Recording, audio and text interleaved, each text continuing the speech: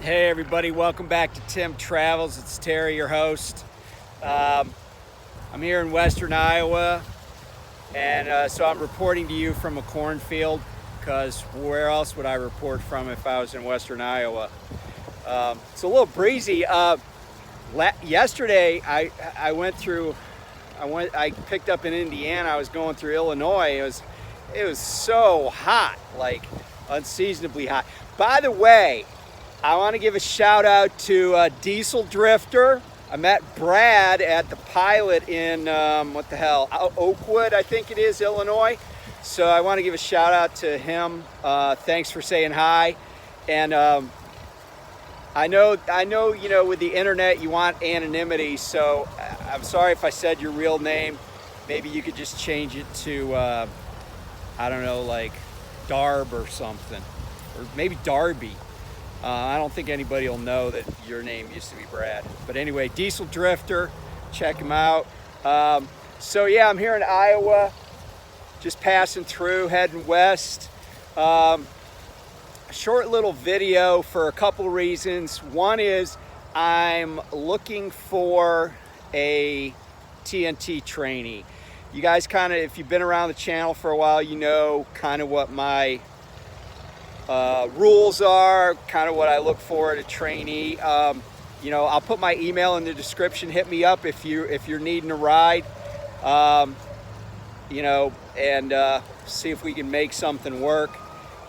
And the other thing is, it's National Railroad Safety Week, or Safety Awareness Week.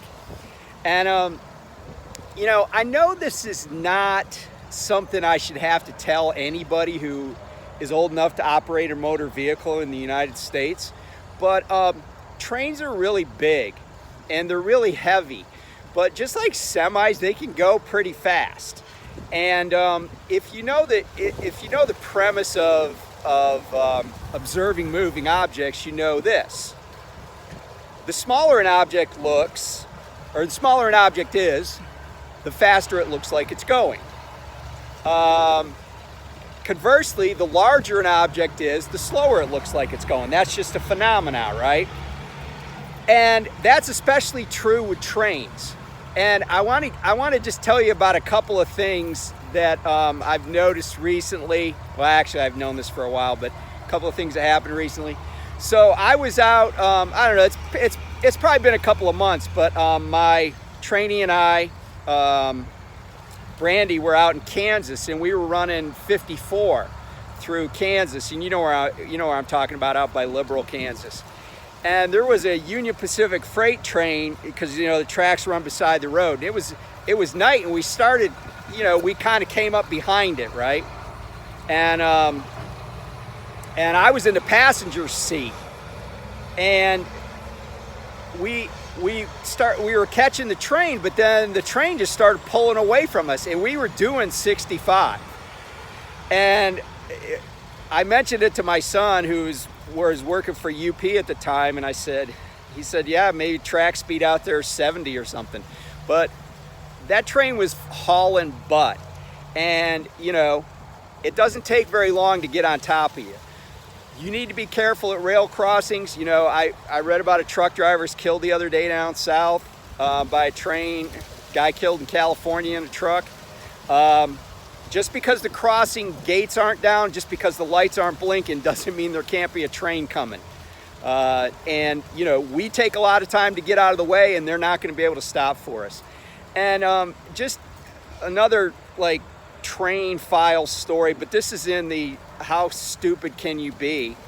The cops in Colorado pulled a woman over, and the cop parked his car on the train tracks. You may have heard about this, and you're going to hear more, because she's going to sue the crap out of the police department, and they're also probably, anyway, let me tell you the story. So if you haven't heard it. So they pull this woman over. They put her in the police car that's parked on the train tracks. These cops decide to search her vehicle. And I don't know if these are deaf cops or blind cops, but apparently they didn't realize there was a train coming. And the train, while she's locked in their car, plows into the police car, and she is badly injured, right? And a law professor from one of the law schools in Colorado was like, you know, if she had done that and her kid was in the car, she would have already been charged with about 20 felonies. And, you know, I just don't even get it. I don't even get it. Like, yeah, we got problems. We got problems. And I hope she sues the crap out of them, and I hope the cops that are that stupid go to jail. I mean, come on. So don't mess around with train tracks. If there's train tracks, there could be a train. It's just that simple. And it'll look like it's moving slowly even when it's going 60, just like a semi, only more. So anyway, be safe out there. Railroad Safety Awareness Week. Oh, and by the way, I wanted to tell a quick story because somebody reached out to me, and they used to work at, I think they retired from CSX, and now they work for US DOT. And anyway, I want to tell you a quick CSX story. So when I was on the fire department in Hampstead, Maryland, we got a box alarm one day for a house fire. So I get up to the fire station, and the engine had already started to roll out, so I get on the truck. And we go through town, and we make a right turn onto Shiloh Avenue. And there's a grade crossing, a train crossing there on Shiloh Avenue. Well, we turned the corner, and I could see, I was in the back, but I could see that the lights are on for the crossing. So the engine had already made it across the crossing. And we have about 4 to 6 CSX trains come through a day. So not super busy, but enough that people need to pay attention. So we pull up to the crossing, and the guy that was driving the truck stops. And we could see the train. It's like right there.